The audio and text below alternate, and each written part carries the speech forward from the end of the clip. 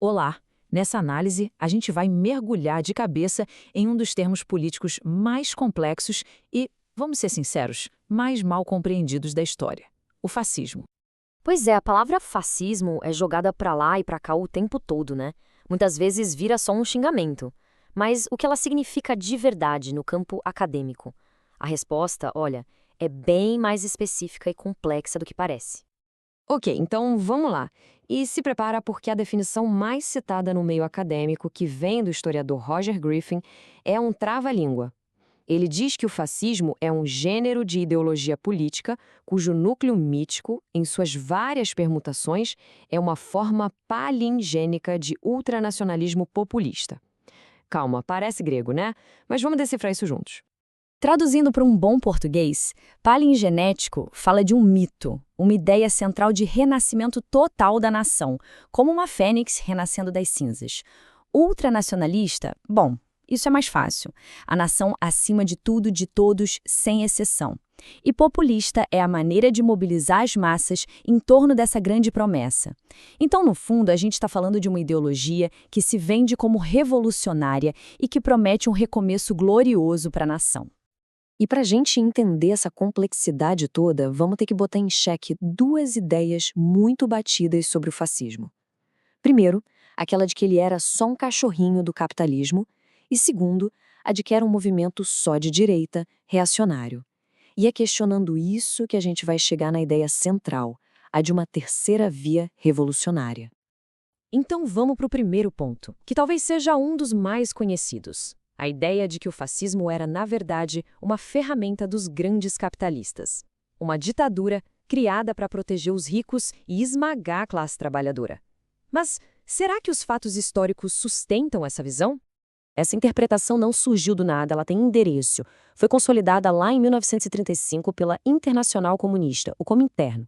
A definição deles era exatamente essa: o fascismo como a ditadura terrorista aberta dos elementos mais reacionários do capital financeiro. E olha, essa visão pegou. Virou quase um sinônimo. Só que aí entra a crítica de historiadores como o próprio Roger Griffin. Eles argumentam que essa lente marxista, ao focar quase que exclusivamente na luta de classes, acabou achatando o debate, simplificou demais um bicho muito mais complexo e deixou de lado outras características que são, assim, fundamentais para entender o fascismo. E quando a gente olha para os números, a coisa fica mais complicada para essa teoria. Se a gente pegar a Alemanha nazista em 1938, por exemplo, menos de 40% do investimento na indústria era privado e sem interferência do Estado. Ou seja, mais de 60% do dinheiro estava, de alguma forma, nas mãos ou sob a direção do governo, não dos capitalistas. E isso revela uma diferença de filosofia gigantesca. No liberalismo clássico, a propriedade privada é sagrada, é um direito. Já no nazismo, ela era condicional. Ela só era permitida se servisse aos objetivos do Estado. As empresas não tinham autonomia. Elas obedeciam às diretrizes do governo no que foi chamado de economia de compulsão. A propriedade privada até existia, mas o controle, no final das contas, era totalmente do Estado. É por isso que o historiador Alan Milward é tão direto ao ponto. Ele diz o seguinte: os governos fascistas não preservaram o sistema capitalista. O que eles fizeram foi mudar completamente as regras do jogo, criando um sistema econômico novo onde o Estado dava as cartas. E para não deixar nenhuma dúvida sobre quem estava no comando, tem um memorando do próprio Hitler, de 1936.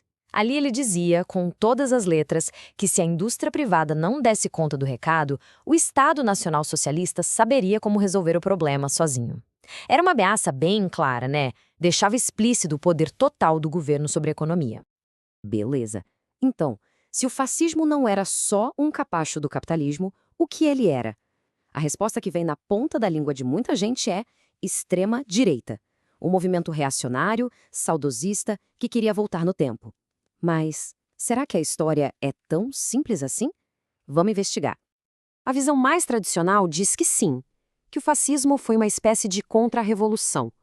O objetivo seria segurar as pontas da ordem estabelecida, ou seja, a monarquia, a igreja, a burguesia, contra o perigo de uma revolução comunista.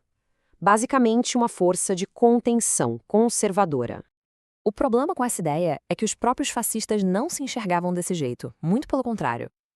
Como o historiador Robert Paxton aponta, a resposta definitiva do fascismo para essa divisão entre direita e esquerda foi dizer que ela não valia mais nada, que eles tinham tornado tudo isso obsoleto. Eles se viam como uma coisa completamente nova. Isso faz muito sentido quando a gente olha o trabalho do historiador Ziv Sternhell. Ele mostra que o fascismo se definia muito mais por aquilo que ele era contra. Era antimarxista, anticapitalista e antiliberal. E o que conecta todos esses antes? É uma rejeição profunda ao materialismo. Aquela ideia de que tudo na vida se resume à economia e dinheiro. Para os fascistas, o que importava era o espírito, a nação, a vontade, valores, segundo eles, superiores. E é justamente essa rejeição a todo o espectro político existente que nos leva à tese central de muitos estudiosos. O fascismo não se encaixava nem na esquerda, nem na direita. A proposta dele era ser uma outra coisa, uma terceira via. Mas afinal, o que era essa tal de terceira via?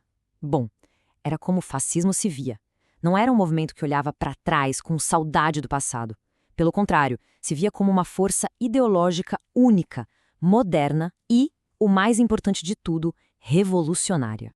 E quem colocou isso no papel de forma muito clara foi o filósofo do fascismo Giovanni Gentili. Para ele, a lógica era a seguinte: primeiro, o Estado é a fonte de todo e qualquer valor. Segundo, não existe separação entre o indivíduo e o Estado. Eles são a mesma coisa. Terceiro, a liberdade de verdade só pode ser encontrada dentro do Estado. E, por fim, a autoridade do Estado é absoluta. Isso, vamos combinar, é uma quebra total com o pensamento liberal ou conservador tradicional.